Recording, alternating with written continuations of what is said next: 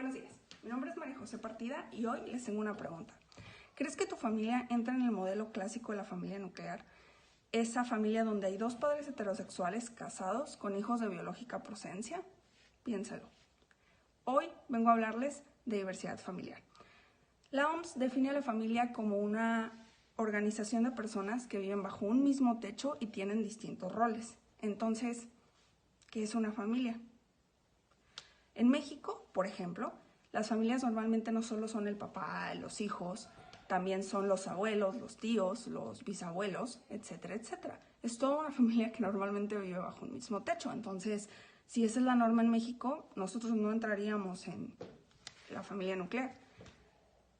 Y cuando estamos hablando de familia, existen muchos tipos distintos. Por ejemplo, un matrimonio sin hijos es una familia. Los hijos no tienen por qué constituir una familia. O sea, si tu matrimonio no tiene hijos, todavía no son una familia. Aunque existe muchísima gente que sí lo cree así. La realidad es que eso no es cierto.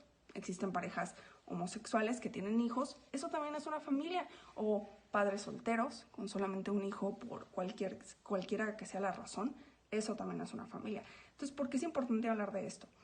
Pues porque normalmente las familias sí tienen hijos y es sano que estos niños crezcan dándose cuenta que su familia es normal, que vivir solamente con tu mamá es totalmente normal y constituye una familia, que vivir con tus dos papás gays o tus dos mamás o con quien vivas, con tus tíos, con quien represente esa unidad bajo un mismo techo, es tu familia.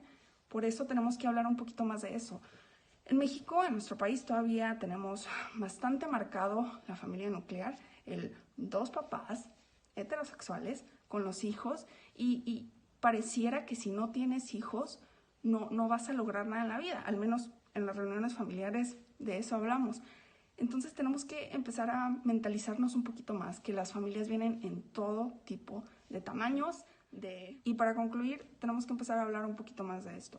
No solo para educar a los niños, pero también a los adultos, que tenemos una mente a veces tan cerrada sobre este tipo de temas que son básicos en la familia.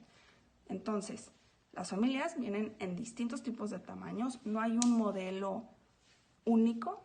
Y para responder la pregunta al inicio, probablemente tu familia no sea la familia nuclear, pero definitivamente es una familia. Y con eso nos quedamos.